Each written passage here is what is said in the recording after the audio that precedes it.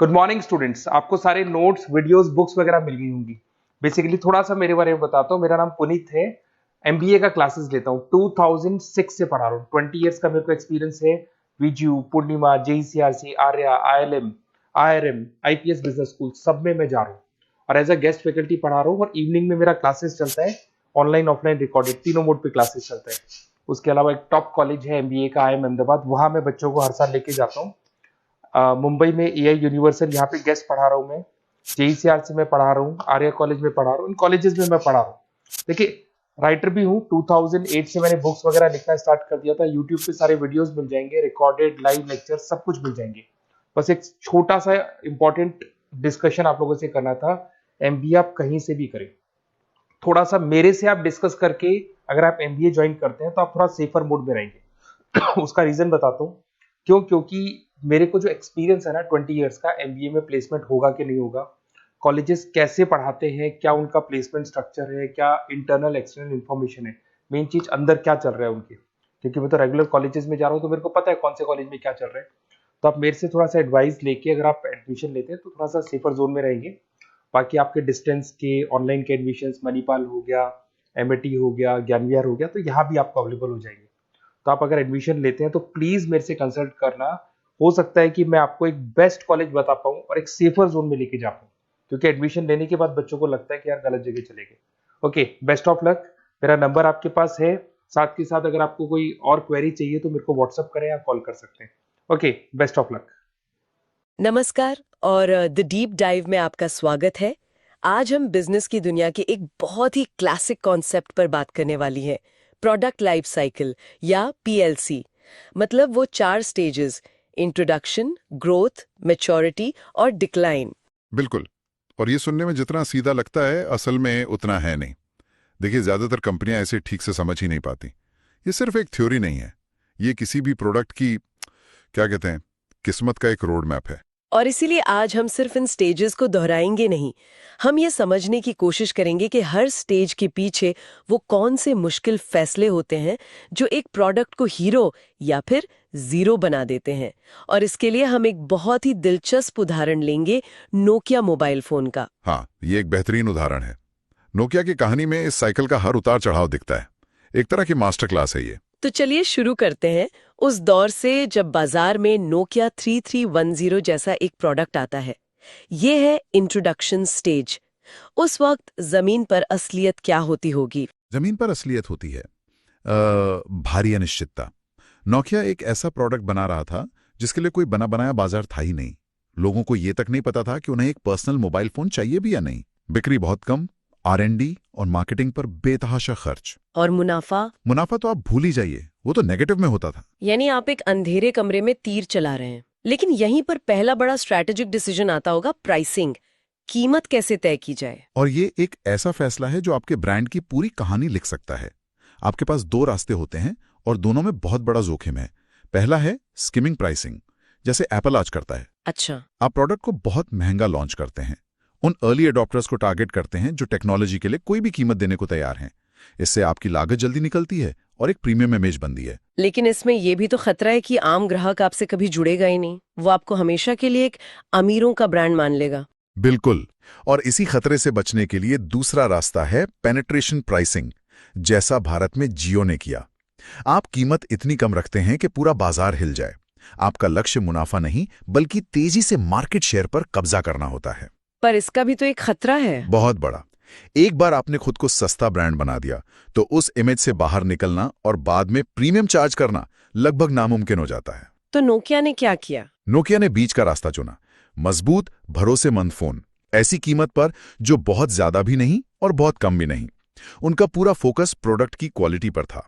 वो 3310, वो इतना मजबूत था कि आज भी उसके चुटकुले बनते हैं। हाँ, वो तो है। और प्रमोशन का सारा जोर इस बात पर था कि ये डिवाइस आपकी जिंदगी कैसे बदल सकता है। डिस्ट्रीब्यूशन भी शायद बहुत लिमिटेड था, कुछ खास स्टोर्स पर ही मिलता था। सही कहा। तो इस स्टेज का सार है बाजार को एडुकेट करना और उम्मीद करना कि लोग आपके आइडिया पर दांव लगाएंगे। और नोकिया के केस में लोगों ने दांव लगाया और जबरदस्त लगाया। और यहीं से कहानी में वो मोड़ आता है जिसका हर कंपनी सपना देखती है, ग्रोथ स्टेज। बिक्री अचानक रॉकेट की तरह ऊपर जाती है। ये किसी भी कंपनी के लिए सबसे नशीला दौर होता है। जी। बिक्री सिर्फ बढ़ नहीं रही, वो हर महीने दोगुनी तिगुनी हो रही है। वर्ड ऑफ माउथ मार्केटिंग अपने चरम पर है, प्रॉफिट मार्जिन आसमान छू रहे हैं क्योंकि अब आप बड़े पैमाने पर प्रोडक्शन कर रहे हैं। लेकिन एक मिनट, मुझे यहाँ एक बात समझ नहीं आई। अगर सब कुछ इतना अच्छा चल रहा है, बिक्री बढ़ रही है, मुनाफा बढ़ रहा है, आपका प्रोडक्ट हिट है, तो आप उसमें बदलाव क्यों करेंगे? एक कहावत है ना, if it ant broke don't fix it. ये एक बहुत ही वाजिब सवाल है और यही वो जाल है जिसमें ज्यादातर कंपनियां फंस जाती हैं। ठीक है। क्योंकि जैसे ही बाजार में खून की गंध आती है, शार्क मछलियां आ जाती हैं। अच्छा। मोटरोला, सैमसंग, सोनी एरिक्सन सबने देखा कि नोकिया पैसा बना रहा है और वो सब इस पार्टी में शामिल होना चाहते थे। अच्छा। अब लड़ाई सिर्फ प्रोडक्ट बेचने की नहीं रही, अब लड़ाई ब्रांड प्रेफरेंस की बन गई। मतलब अब सिर्फ एक मोबाइल फोन होना काफी नहीं था, अब आपको ये बताना था कि नोकिया का फोन बाकियों से बेहतर क्यों है। एग्जैक्टली। और यहीं पर आपको अपने हिट प्रोडक्ट में बदलाव करने का जिगरा दिखाना पड़ता है। नोकिया ने यही किया। उन्होंने फोन में नए फीचर्स जोड़ने शुरू किए, अलग अलग रंग, बेहतर स्क्रीन, पॉलीफोनिक रिंगटोन और सबसे बड़ा गेम चेंजर कैमरा। मुझे याद है वो VGA कैमरे वाले फोन, क्वालिटी भले खराब होती थी लेकिन फोन में कैमरा होना ही अपने आप में एक क्रांति थी। बिल्कुल, वो प्रोडक्ट में सुधार कर रहे थे, अलग अलग ग्राहकों के लिए अलग अलग वेरिएंट्स ला रहे थे। उनकी प्राइसिंग अब कॉम्पिटिटर्स को देखकर तय हो रही थी और उनका डिस्ट्रीब्यूशन नेटवर्क हर शहर, हर कस्बे तक पहुंच रहा था। इस स्टेज का एक ही मंत्र है, बाजार पर कब्जा करो इससे पहले कि कोई और कर ले। तो कंपनियां ग्रोथ स्टेज में अपनी पूरी ताकत लगा देती हैं, लेकिन सच तो ये है कि ये तूफानी रफ्तार हमेशा नहीं रह सकती। एक पॉइंट आता है जब बाजार में जितने लोगों को फोन खरीदना था उन्होंने खरीद लिया है और तब आप साइकिल के सबसे लंबे, सबसे मुश्किल और शायद सबसे क्रूर पड़ाव पर पहुंचते हैं, मैच्योरिटी स्टेज। यहां ग्रोथ लगभग रुक जाती है। बिक्री अपने चरम पर है लेकिन वो फ्लैट हो चुकी है, बाजार पूरी तरह सैचुरेट हो चुका है। हाँ, अब आप नए ग्राहक नहीं बना रहे, अब आप अपने प्रतियोगियों के ग्राहक छीनने की कोशिश कर रहे हैं। और मैं अंदाजा लगा सकती हूँ कि यहाँ कंपटीशन अपने चरम पर होता होगा। चरम से भी ज्यादा, ये एक खूनी लड़ाई होती है। हर कंपनी अपनी मार्केट शेयर का एक एक इंच बचाने के लिए लड़ रही होती है। इसका सीधा नतीजा होता है प्राइस वॉर। कीमतें गिरने लगती हैं, डिस्काउंट और ऑफर्स की बाढ़ आ जाती है, मार्केटिंग का खर्च बढ़ जाता है, लेकिन मुनाफा लगातार कम होने लगता है। ये एक डिफेंसिव गेम है। अब आप हमला नहीं कर रहे, आप अपने किले की रक्षा कर रहे हैं। तो इस किले को बचाने की रणनीतियां क्या होती हैं? आप एक ऐसे प्रोडक्ट को और कैसे बेचेंगे जो हर किसी के पास पहले से है? यहां पर आती है असली क्रिएटिविटी। पहला तरीका है प्रोडक्ट मॉडिफिकेशन। आप प्रोडक्ट में छोटे छोटे लगातार बदलाव करते हैं। जैसे कार कंपनियां हर साल मामूली बदलाव के साथ नया मॉडल लॉन्च करती हैं। हाँ। नोकिया ने इसे एक आर्ट बना दिया था। उन्होंने सैकड़ों अलग अलग मॉडल लॉन्च किए, किसी का कीपैड अलग, किसी का डिजाइन अलग, किसी में एक नया गेम। ये तो चॉकलेट्स के साथ भी बहुत होता है, वही पुरानी चॉकलेट बस नए रैपर में या अब और भी चॉकलेटी के नारे के साथ हर साल वापस आ जाती है। बिल्कुल वही। दूसरा तरीका है मार्केट मॉडिफिकेशन।